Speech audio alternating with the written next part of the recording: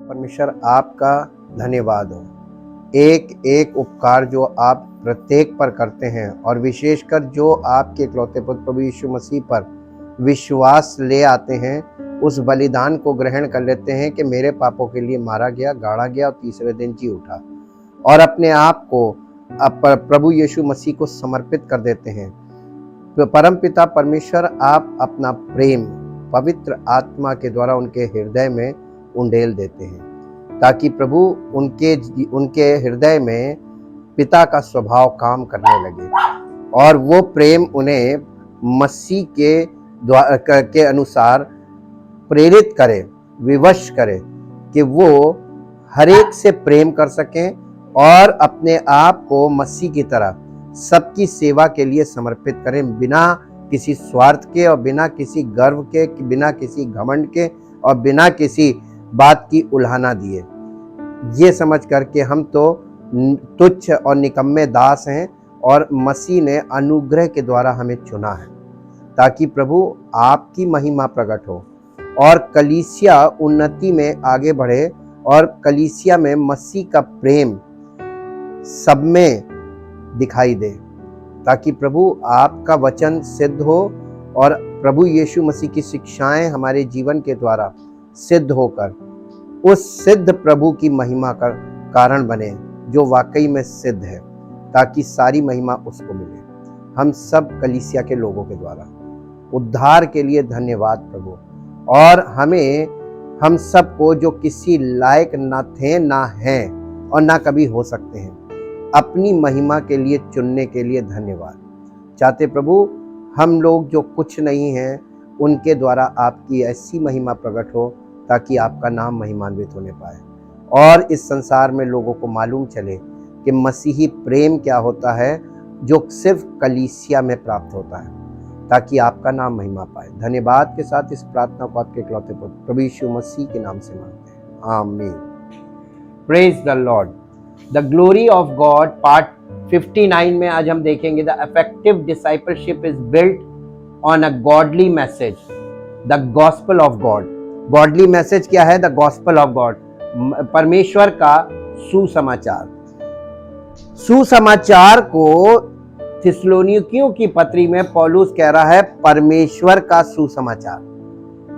Paul mentions the gospel in 2 Thessalonians chapter 2 verse 2, 4, 8, 9 as well as in 2 Thessalonians chapter 1 verse 5, chapter 3 verse 2.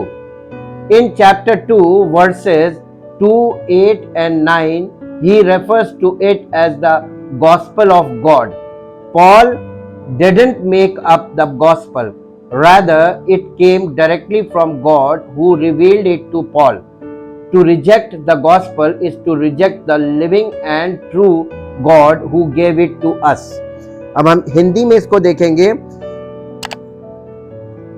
ये जो सुसमाचार है, ये सुसमाचार पौलुस ने दूसरा थिस्सलुनीकियों उसका 2 अध्याय और उसके 2 पद और 4 पद और 8 और 9 पद में, ठीक इसी प्रकार से दूसरा थिस्सलुनीकियों उसके 1 अध्याय के 5 पद में और 3 अध्याय के 2 पद में सुसमाचार के विषय में बताया है।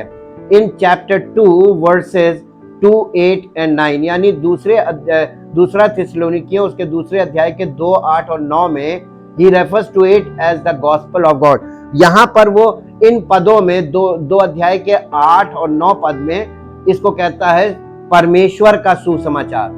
पौलुस ने ये सुसमाचार बनाया नहीं, बल्कि ये परमेश्वर की ओर से सीधा परमेश्वर से उसको प्राप्त हुआ।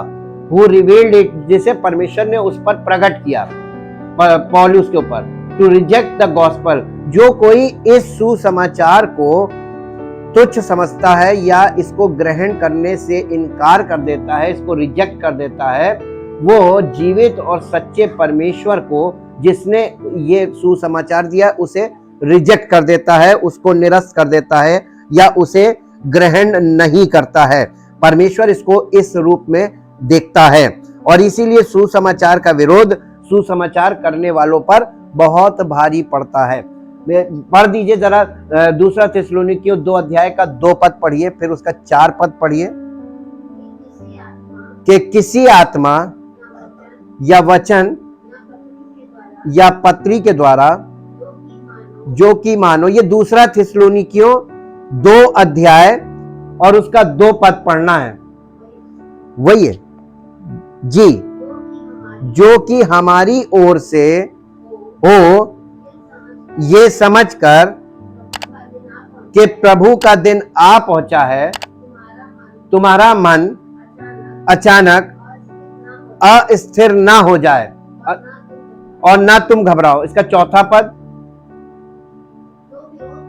जो विरोध करता है और हर एक से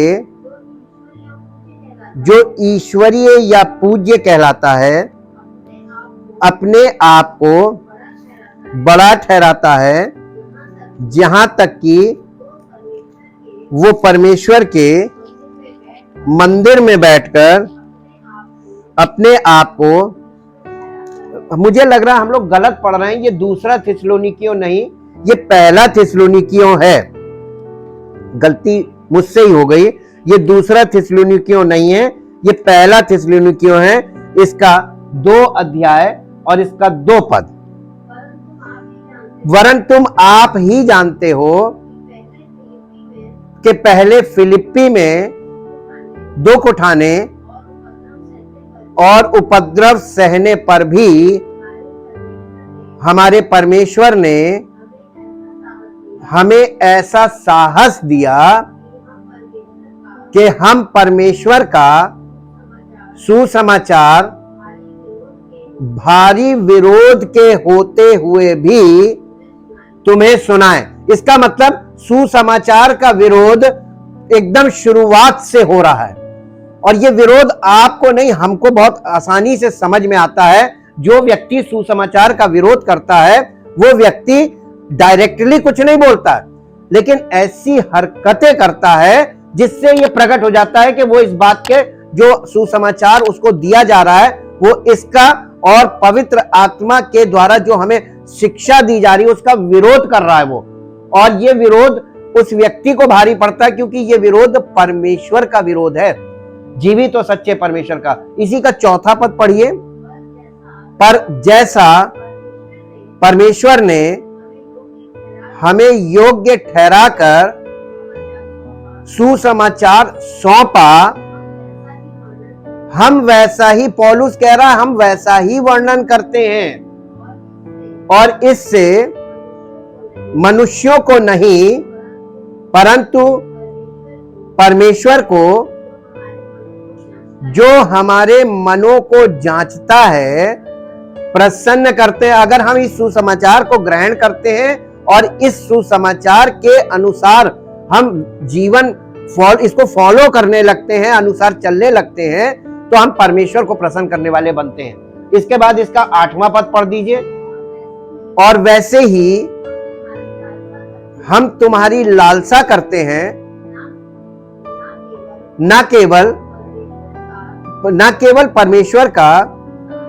परमेश्वर का सुसमाचार, पर अपना अपना प्राण भी तुम्हें देते हैं, तुम्हें देने को तैयार थे। यानी पौलुस कलीसिया से कह रहा है हम केवल सुसमाचार देने को नहीं बल्कि अपना अपना प्राण देने को तुमको तैयार थे, इसलिए कि तुम हमारे प्रिय हो गए थे। क्योंकि हे भाइयों, तुम हमारे परिश्रम और कष्ट को स्मरण रखते हो। हमने इसलिए रात दिन काम धंधा किया करते हुए तुम में परमेश्वर का सुसमाचार प्रचार। पौलुस कैसे सुसमाचार प्रचार करता था? लोगों के पैसों पर नहीं, बल्कि वो खुद वो टेंट बनाता था, टेंट मेकर था, वो टेंट बनाता रहा और अपनी कमाई करता रहा और उस पैसे से वो प्रभु का सुसमाचार सुनाता था, अपने पैसों से। जी, कि तुम में से किसी पर भार ना हो। ये कलीसिया के लिए आपको बहुत कुछ सहकर ये काम करना है, अपनी कैपेसिटी में आपको काम करना है। आपको मालूम है इस अनुभव से, जब हम सच्ची सेवा करते हैं तो इस अनुभव से गुजरते हैं और अवश्य गुजरते हैं। लॉकडाउन के पीरियड में हम भी इसी अनुभव में से गुजरे थे, लेकिन हमने प्रभु के सुसमाचार की सेवा नहीं रोकी, कैसे कैसे करके, और उसने हमारी रोटी नहीं रोकी। वो हमें खाने को देता रहा, हमारी सारी जरूरतों को पूरा करता रहा, क्योंकि हम सुसमाचार कष्ट उठा उठा के हमने प्रभु के लिए कितना सहा और कितना और सहने के लिए तैयार हैं। ये सुसमाचार के लिए हमको बहुत सहना होगा, और इसीलिए ये सुसमाचार हमें परखने का भी काम करता है कि हम किस लेवल तक सुसमाचार के लिए जीवन व्यतीत करने के लिए जा सकते हैं।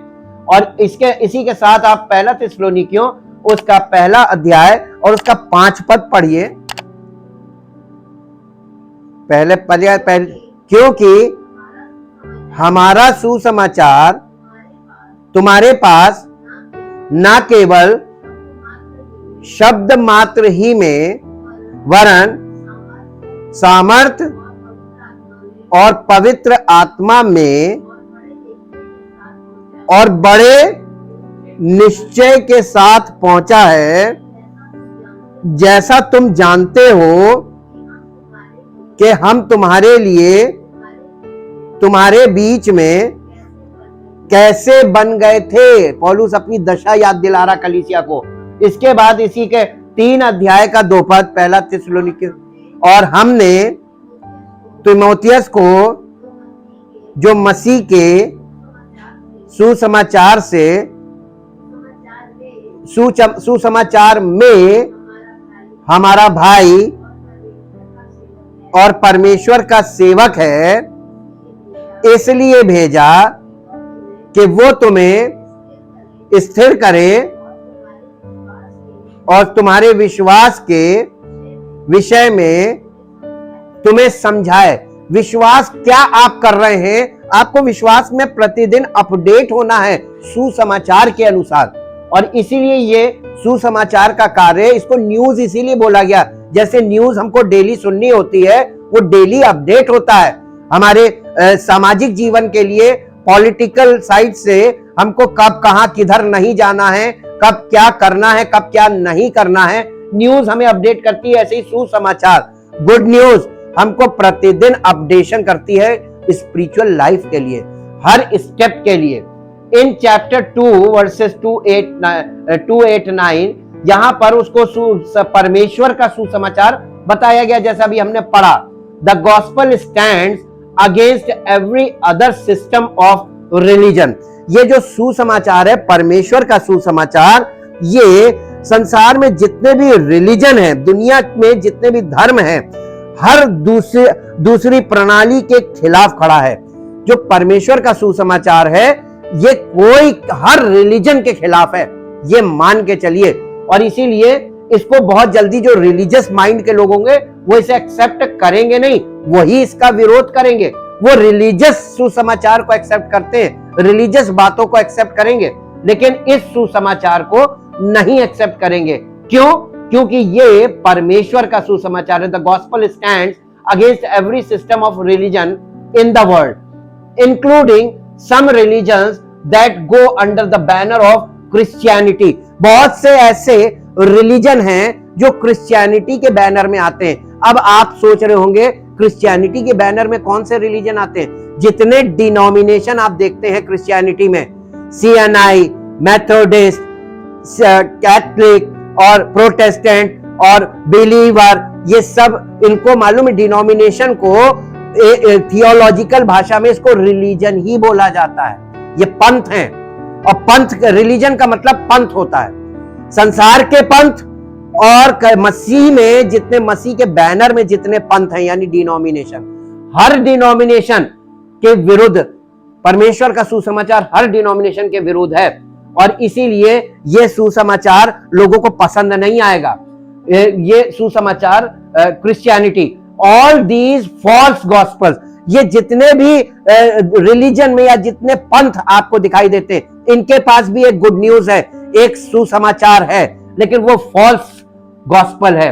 Teach that the way you go to heaven, उनका सुसमाचार क्या कहता है कि आप स्वर्ग जा सकते हैं या आप स्वर्ग के वासी हो सकते हैं। स्वर्ग में लोग कैसे जाएंगे? क्योंकि अगर वो is by some programme of good work, यदि जो आप अच्छे काम करते हैं और जब आप लोगों की मदद करते हैं, जब आप लोगों के लिए दान पुण्य करते हैं, तो आप स्वर्ग जाएंगे। यह सुसमाचार दुनिया में हर रिलीजन के पास है। नेक काम करो और भलाइयां करो और ये करो, और ये सुसमाचार लेकर सब खड़े हुए हैं जो परमेश्वर के सुसमाचार से बिल्कुल अलग है। और ये सुसमाचार कार्यों का है कि कर्मों पर आधारित, हम कर्म करेंगे तभी हम स्वर्ग में प्रवेश पाएंगे। और ये आधार परमेश्वर ने पहले से तोड़ दिया। कब? अपने पुत्र के बलिदान के द्वारा। परमेश्वर कार्यों से किसी को धर्मी नहीं मानता। आप कर्म करके परमेश्वर के सामने धर्मी नहीं ठहर सकते।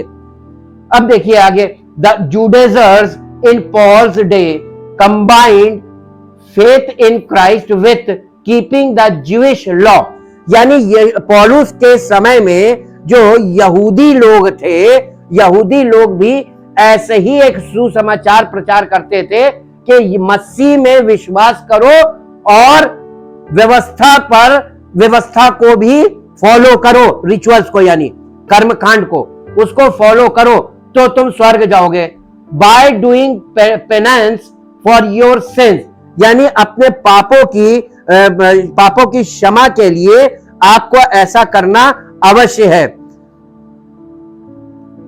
जी, जिस तरह से आप स्वर्ग जाते हो अच्छे कार्यों के किसी कार्यक्रम के द्वारा होता। कभी कभी जैसा कि बहुत से पंथों में यह बताया जाता है कि यहूदी लोग इस बात को मानते हैं कि यीशु मसीह में विश्वास रखो और यहूदी व्यवस्था का पालन करो और अपने पापों के लिए तपस्या करना यही है। यानी ये आप करते हैं तो आप अपने पापों के लिए तपस्या कर रहे हैं, तब आपको परमेश्वर स्वर्ग देगा और पापों की क्षमा हो जाएगी। लेकिन ये भी गलत है, ये भी गलत है। ये पौलुस के जमाने से ये विरोध चला आ रहा है। By doing penance for your sins going to church, यानी आप ये देखिए कि उसके बाद से कलीसिया में एक ऑर्डर बना दिया गया, और वो ऑर्डर मसीही जीवन का क्या बनाया गया कि अपने पापों के लिए तपस्या करने, चर्च जाने, नैतिक व्यवहार करने, गरीबों की मदद करने और चर्च को दान देने से आप स्वर्ग के योग्य होने के लिए योग्यता हासिल कर लेते हैं। यह सुसमाचार है, हर डिनोमिनेशन के पास है और संसार के सारे रिलीजन के पास यही है, कर्मों पर आधारित। कर्म करोगे तो तुम स्वर्ग जाओगे। क्या यह परमेश्वर के वचन के अनुसार है? आप खुद बाइबल के अनुसार इसको टैली करके देखिए, और अगर आपको लगता है कि गलत है, मैं किसी को कहता नहीं हूं कि आप ऐसा ही करो, बाध्य नहीं कर सकते, लेकिन हम आपको इस बात के लिए तो बाध्य कर सकते हैं कि आप बाइबल में क्या लिखा है उसे ध्यान पूर्वक देखो, पढ़ के देखो। किसी ने कुछ बोल दिया, आपने उसको एक्सेप्ट कर लिया, इससे पहले आप उसको इसमें चेक करके देखो कि बाइबल, और एक बाइबल में नहीं, मिस प्रिंटिंग भी हो सकती है, और बहुत से वर्जन ऐसे हैं कि उनके वर्जन के हिसाब से बोलेंगे तो भी गलत हो जाएगा। आप कई वर्जन को और कई ट्रांसलेशन को पढ़िए, तब आपको समझ में आएगा कि किस प्रकार परमेश्वर के वचन में तोड़ मरोड़ चल रही है। ये तरीका नहीं है। परमेश्वर ने हमारे लिए स्वर्ग जाने के लिए या हमको स्वर्ग के राज्य में प्रवेश करने के लिए ये सब चीजें रखी नहीं है। But the gospel is that we are saved from God's, यानी हम सुसमाचार वो है जो परमेश्वर का है और जो सुसमाचार हमें बचाता है। हम सुसमाचार को नहीं बचा रहे, वो हमें बचा रहा है। जजमेंट, वो परमेश्वर के न्याय से बचाता है। बाय ग्रेस अलोन, केवल पर प्रभु यीशु मसीह के अनुग्रह के द्वारा, कोई कार्य इसमें नहीं जोड़ सकते। और थ्रू फेथ, और वो भी अनुग्रह कैसे होगा?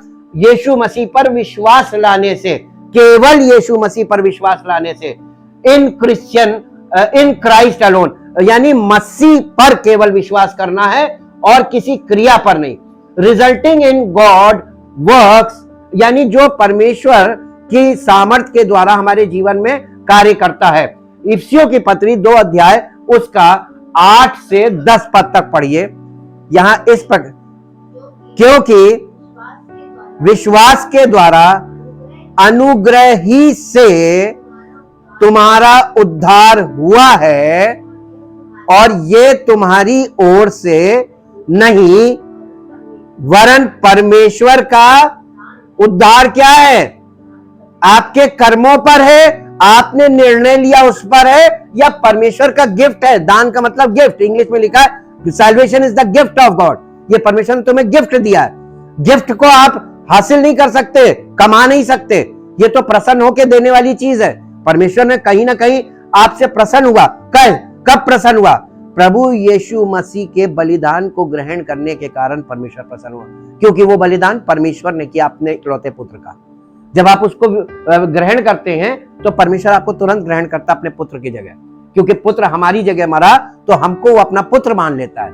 और आगे पढ़िए, और ना कर्मों के कारण, स्पष्ट लिखा, ना कर्मों के कारण ऐसा ना हो। घमंड आदमी कब करता है? तो कर्मों से उद्धार है ही नहीं। कर्मों से आप स्वर्ग राज्य में प्रवेश पा नहीं सकते, कर्मों से आप परमेश्वर की संतान बन नहीं सकते। तो आप, क्योंकि कर्म से घमंड पैदा होता है, ये रिलीजियस लोगों के पास होता है। अब देखिए, क्योंकि हम उसके बनाए हुए हैं और मसीह यीशु में उन भले कामों के लिए, कब? कलीसिया जो मसीह की देह है, हम मसीह में यानी कलीसिया में उन भले कामों के लिए सृजे गए हैं, यानी पिता, पुत्र और पवित्र आत्मा। अपने यहाँ पर हम सब कलीसिया के लोगों को, जब हम कलीसिया में जमा होते हैं, नई सृष्टि बनाता है, उसी को सृजे गए लिखा है। We are created in Christ for good works, यानी वो करें जो मसीह करता था। मसीह ने क्या किया मालूम है? प्रेम किया, लोगों से प्रेम किया। परमेश्वर ये प्रेम किया, और जो कोई उसके पास आता था उसको छुटकारा देता था प्रेम के कारण। और मसीह का प्रेम हमें भी विवश करता है दूसरों की सहायता करने के लिए। हमें सहायता करनी है, किसी का पूर्ति नहीं करनी है। आप किसी की पूर्ति नहीं कर सकते, आप केवल दूसरे की सहायता कर सकते हैं। तो सहायता को सहायता के रूप में ही देखें, किसी की पूर्ति के रूप में ना देखें। कोई व्यक्ति किसी की पूर्ति नहीं करता, और यहां तक कि हम अपनी पूर्ति नहीं कर सकते, पूर्ति करने वाला वो है। हम सहायता कर सकते, जैसे लोग, कोई मेरी सहायता करता तो हम किसी की करते। ये एक चेन होनी चाहिए, सहायता। और परमेश्वर का प्रेम ऐसे ही प्रकट होता है जब हम किसी निर्बल की सहायता करते हैं, किसी निर्बल व्यक्ति को अपना हाथ देकर उसको चलने के योग्य बनाते हैं। ये मसीह का प्रेम करता है, और यही करना है, यही भला काम है जो मसीह में हमको करना है। जी, जिन्हें परमेश्वर ने मसीह में हमारे लिए कुछ काम रखे पहले से, जिन्हें हमें करना है। जी, करने के लिए तैयार किया। हमें कलीसिया में तैयार कर रहा है ताकि मसीह के उस काम को जो यीशु मसीह ने शुरू किया था, उस कार्य को हम कलीसिया के लोग मसीह में होकर पूरा करें। और वो कार्य क्या था? महान आज्ञा, याद रखिएगा, महान आज्ञा अपने परमेश्वर से अपने सारे मन, अपनी सारी बुद्धि, अपनी सारी शक्ति से प्रेम रख, और उसी के समान दूसरी, अपने पड़ोसी से अपने समान प्रेम रख। और ये पहली आज्ञा जो है, ये दूसरी आज्ञा पर जाकर पूरी होगी, और कलीसिया के लोगों को ये कंप्लीट करना है इस कमांडमेंट को। उसके बाद ये थी ग्रेट कमांडमेंट, और इसी के लिए मसीह की देह यानी कलीसिया की स्थापना यीशु मसीह ने की, जिसको ग्रेट कमीशन दिया गया। ये महान आज्ञा पूरी करने का कार्यभार दिया गया कि कलीसिया इस कार्य को करे। परमेश्वर की पहली आज्ञा और महा आज्ञा यानी ग्रेट कमांडमेंट को पूरा करे, व्यक्तिगत तौर पे अपने जीवन में कलीसिया का हर सदस्य और सब कलीसिया के सदस्य मिलकर एक दूसरे के साथ आपस में प्रेम रख के इसको पूरा करें। और ये किया नहीं तो आप मसीह की देह का हिस्सा भी नहीं, और वो मसीह की देह नहीं जहां ये प्रेम और ये प्रेम कार्य नहीं हो रहा है। But the gospel is that we are saved from God's judgement by grace alone, through faith alone, in Christ alone, resulting in God works. और इसका रिजल्ट यानी मसीह में जब हम ये पूरा कर देते हैं, हमारा उद्धार पूरा हो जाता है, तो हम वो भले कार्य जिसके लिए उसने हमें मसीह में नई सृष्टि बनाया है उसको हम पूरा करें। अब देखिए, the gospel is good news for Sinners, ये पापियों के लिए शुभ संदेश है, सुसमाचार, परमेश्वर का सुसमाचार, because it promises freely to forgive all the sins of those who believe. जो विश्वास करे उसके सारे पाप बिना किसी कर्म के परमेश्वर माफ कर देता है। ये है सुसमाचार, और ये पापियों के लिए है, धर्मियों के लिए नहीं है। प्रॉब्लम ये है कि कई बार ये सुसमाचार धर्मी लोग सुन लेते हैं और वो रिएक्ट कर जाते हैं। ये धर्मियों के लिए है ही नहीं। परमेश्वर ने धर्मियों के लिए अपने पुत्र को बलिदान नहीं किया, पापियों के लिए किया है।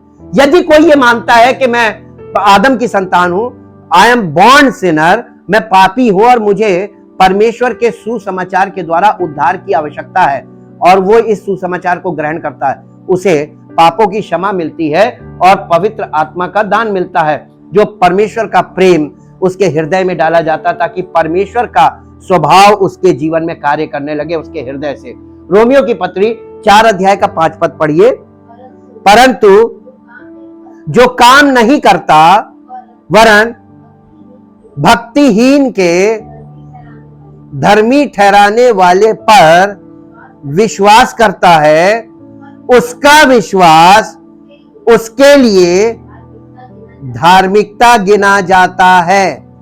बिना कर्मों के परमेश्वर अगर आपको धर्मी ठहराए, ये विश्वास आपको धर्मी ठहराता है। ये परमेश्वर की धार्मिकता है। अब देखिए, Jesus illustrated the gospel the same truth in his parable of the Pharisee and the tax collector. यानी वो टैक्स महसूल लेने वाले और एक फरीसी, दो व्यक्ति जब मंदिर में प्रार्थना करने गए, इस दृष्टांत के द्वारा यीशु मसीह ने इसी सुसमाचार के विषय में बात की है, जो हम पढ़ सकते हैं। लूका रचित सुसमाचार 18 अध्याय 9 पद से 14 पद तक पढ़िए। उसने उनसे जो अपने ऊपर भरोसा रखते थे कि हम धर्मी हैं और दूसरों को तुच्छ जानते थे, ये दृष्टांत कहा। 2 मनुष्य मंदिर में प्रार्थना करने के लिए गए, एक फरीसी था और दूसरा चुंगी लेने वाला यानी टैक्स कलेक्टर। जी, फरीसी खड़ा होकर अपने मन में यूं प्रार्थना करने लगा, हे परमेश्वर, मैं तेरा धन्यवाद करता हूं कि मैं दूसरे मनुष्यों के समान अंधेर करने वाला, अन्यायी और व्यभिचारी नहीं, और ना इस चुंगी लेने वाले के समान हूं। मैं सप्ताह में 2 बार उपवास रखता हूं। मैं अपनी सब कमाई का 10वां अंश भी देता हूं। परंतु चुंगी लेने वाले ने दूर खड़े होकर स्वर्ग की ओर आंखें उठाना भी ना चाहा, वरन अपनी छाती पीट पीट कर कहा, हे परमेश्वर, मुझ पापी पर दया कर।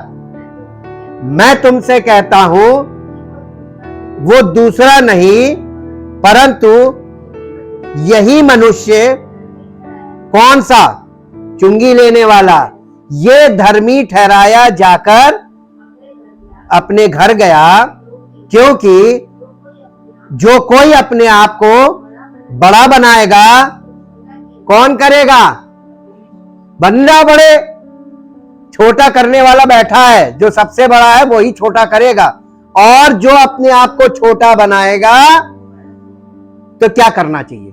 निर्णय आपके हाथ में, दोनों चीज कर सकते हैं। आप पहली वाली चीज भी कर सकते हैं, दूसरी वाली भी कर सकते हैं, लेकिन एक ही चीज करनी पड़ेगी। दोनों एक साथ नहीं चलेगी कि हम अपने आप को बड़ा भी बना रहे, अपने आप को छोटा भी बना रहे, ये नहीं हो सकता। एक ही मुंह से 2 तरह की बातें नहीं निकल सकती, एक ही दिल में 2 विचार नहीं रह सकते, और एक ही जीवन से 2 रास्ते आप कभी नहीं चल सकते। ये एक ही बात करनी पड़ेगी। अब देखिए, the Pharisee thought that he was right with God through his religious practices.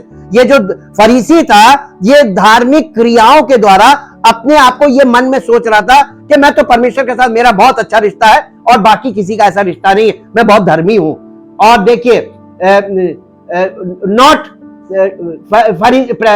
Where as the tax collector could only cry out. लेकिन वो जो चुंगी लेने वाला था वो केवल दुहाई दे रहा था, प्रभु मुझ पर दया कर। अब इसका इसी लूका रचित सुसमाचार 18 अध्याय का 13 पद पढ़ दीजिए फिर से।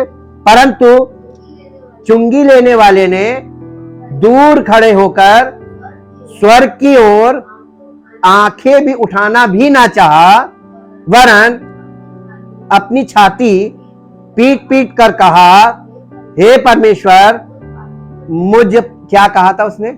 मुझ पर दया कर नहीं कहा था, मुझ पापी पर दया कर। उसने ये मान लिया था मैं पापी हूं, मैं पापी हूं। ये बहुत कठिन बात है कि कोई व्यक्ति आसानी से इस बात को मान ले और अंगीकार कर दे कि मैं पापी हूं। कई बार मान लेगा मन में, लेकिन अंगीकार कभी नहीं करेगा मैं पापी हूं। वो अपने आप को धर्मी ही घोषित करेगा। और ये throughout the church age, यानी कलीसियाई इतिहास में ये बात लगातार चली आ रही है कि कोई व्यक्ति अपने आप को पापी ना मानता है ना अंगीकार करता है।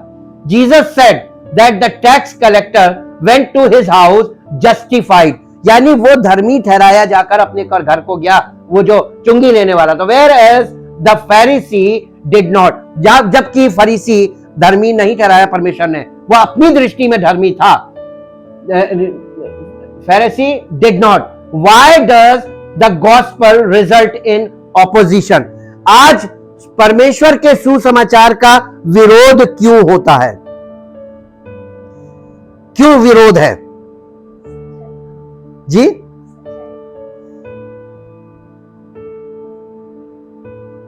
सुसमाचार का विरोध क्यों है? सुसमाचार का विरोध, सुसमाचार विरोध का परिणाम क्यों देता है? यानी सुसमाचार जब सुनाया जाता है तो बदले में विरोध क्यों मिलता है?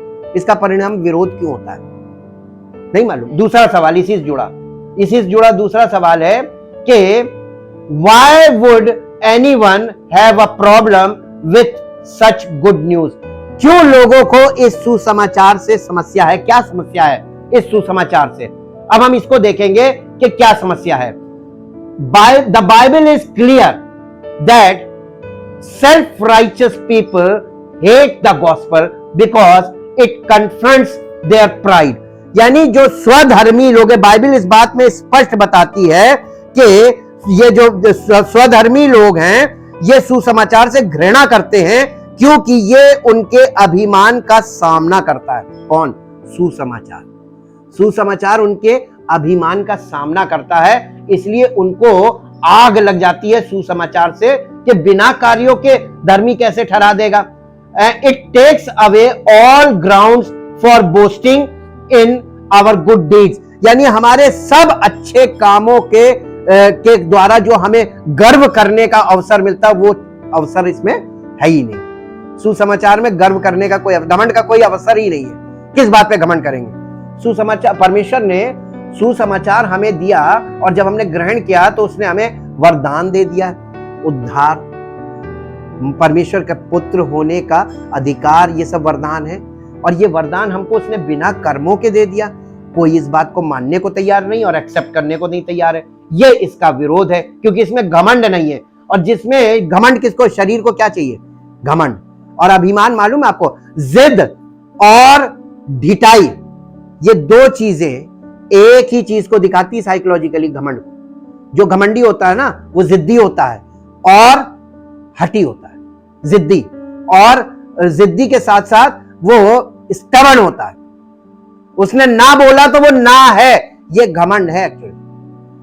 कोई ऐसा नहीं होता। जिद्दी का मतलब घमंडी, और वो हार्ड होता है। वो कभी भी मानने को, अपनी गलती मानने को कभी भी राजी नहीं हो सकता, क्योंकि उसके अंदर घमंड है। वो घमंड किस रूप में निकलता? जिद के रूप में। जिद होना और जिद्दी होना, ये घमंडी होने का चिन्ह है। और बहुत कम लोग हैं जो इस गहराई को, क्योंकि ये सब चीजें परमेश्वर के वचन से ही खुलती हैं। ये यहां पे बता रहा है कि the gospel requires that we acknowledge that we are a sinners, यानी without any claim for heaven, यानी स्वर्ग में जाने के लिए नहीं, बल्कि परमेश्वर के सामने सुसमाचार केवल इतना चाहता है कि हर व्यक्ति ये मान ले कि मैं पापी हूं, मैं जन्म से पापी हूं और मैं स्वर्ग के लायक नहीं हूं, ये मान ले।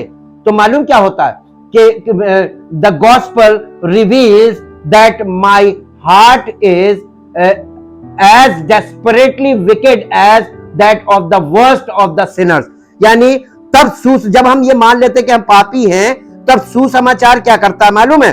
तो सुसमाचार जो है वो हमारा दिल उतना ही ये हमें इस बात को प्रकट करता है कि एक पापी का दिल उतना ही दुष्ट है जितना कि सबसे बुरे पापियों का होता है।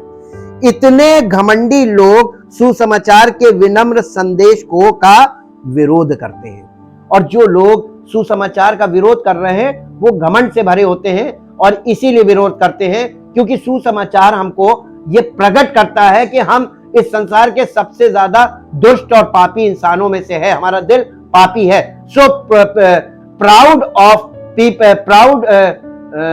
Of people oppose the humbling message of the gospel. Effective discipleship rests on the foundation of the gospel revealed to us, यानी जो प्रभावशाली, देखिए साथ ही अविश्वासी सभी पापियों, ये तो कलीसियाई पापी जो झूठी शिक्षा में फंसे हुए लोग हैं उनके विषय में ये वाली बात बताई गई है। इसके साथ ही अविश्वासी सांसारिक लोग जो अन्य रिलीजन में हैं, सभी पापियों के विरुद्ध परमेश्वर के क्रोध और न्याय के बारे में वो लोग सुनना पसंद नहीं करते हैं कि वो उनको ये बताया जाए कि वो पापी हैं और परमेश्वर उनका न्याय करने जा रहा है। परिणाम स्वरूप वे अक्सर सुसमाचार के दूतों का विरोध करते हैं। तो मालूम है जो संसार के लोग हैं जो सुसमाचार सुनना नहीं पसंद करते, कलीसिया जो झूठी शिक्षा वाले लोग हैं वो सुसमाचार का विरोध करते हैं, परमेश्वर की पवित्र आत्मा के द्वारा दिए गए वचनों का विरोध करते हैं। लेकिन जो संसार में अविश्वासी लोग हैं और दूसरे रिलीजन के लोग हैं वो सुसमाचार का विरोध नहीं करते, सुसमाचार सुनाने वाले का विरोध करते हैं। ऐसे लोगों पर वो अटैक करते हैं, उन पर मार पिटाई करते हैं और उनको हटाना मांगते हैं ताकि वो ये संदेश सुनाना छोड़ दे। पौलुस इसी विषय में यहाँ पर सब बता रहा है कि वो कैसे फिलिपी में सुसमाचार का प्रचार करने के लिए पौलुस के साथ दुर्व्यवहार किया गया था, लेकिन जब वो थिस्सलुनीके आए तो उन्होंने विरोध के बावजूद साहसपूर्ण उसी संदेश का प्रचार किया। ये वो लोग हैं जो सुसमाचार के विरोध में खड़े हुए हैं, और ये आज से नहीं, ये शुरुआत से चला रहा है। प्रभावी रूप से मसीह का शिष्य परमेश्वर के कैसे हो सकता है, यानी इफेक्टिव डिसाइपलशिप वो कैसे है? Effective discipleship rests on foundation of the gospel revealed to us in God's word, जो परमेश्वर के वचन में परमेश्वर का प्रकट किया वो सुसमाचार जो परमेश्वर के वचन में प्रकट है, उसके आधार पर हम डिसाइपलशिप शुरू करते हैं। False teachers don't tell people about sin and the judgment to come, यानी जो झूठी शिक्षा वाले लोग हैं वो कभी भी लोगों को पाप के विषय में जानकारी नहीं देते और पाप के स्वभाव के विषय में, पाप का स्वभाव कैसे काम करता है इस विषय में, और उन्हें जागरूक नहीं करते, और साथ ही साथ परमेश्वर के न्याय के विषय में उनको नहीं बताते जो आने वाला है। Rather they build people's self esteem, और मालूम इसके बजाय वो क्या करते हैं? इसके बजाय वे लोगों के आत्मसम्मान का निर्माण करते हैं और उन्हें बताते हैं कि कैसे यीशु उनकी मदद कर सकते हैं कि वे अब अपना सर्वश्रेष्ठ जीवन जी सके।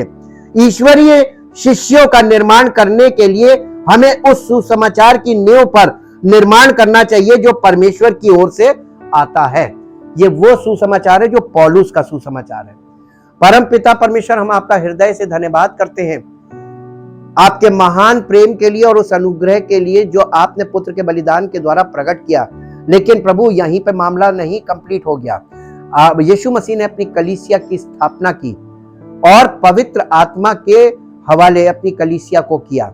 और आज तक प्रभु मसीह की कलीसिया पर तमाम प्रकार से वो आक्रमण हो रहे हैं सुसमाचार के विरोध में, मसीही प्रेम के विरोध में, मसीही कार्यों के विरोध में, ताकि मसीह की कलीसिया तैयार ना हो और परिपक्व ना हो सके। लेकिन हमें मालूम है पिता परमेश्वर, यीशु मसीह ने कहा था मैं अपनी कलीसिया बनाऊंगा और अधोलोक के पाठक उस पर प्रबल नहीं होंगे। और हम मसीह के वो लोग हैं जिन्होंने अपना जीवन संपूर्ण रीति से उसको समर्पित कर दिया है कि हम जीवित भी उसके हैं और इसके बाद भी, मृत्यु के बाद भी हम उसी के हैं और उसी के लिए अनंत जीवन में प्रवेश करेंगे। इसलिए हम सब कुछ सहने के लिए तैयार हैं ताकि परमेश्वर का सुसमाचार और लोगों तक पहुंचे और मसीह की कलीसिया तैयार हो और परमेश्वर के राज्य में हम सब प्रवेश करें, उसका राज्य बढ़े और उसकी महिमा हो। यीशु मसीह के नाम से मांगते हैं, आमीन। Praise the Lord. परमेश्वर आपको आशीष दे।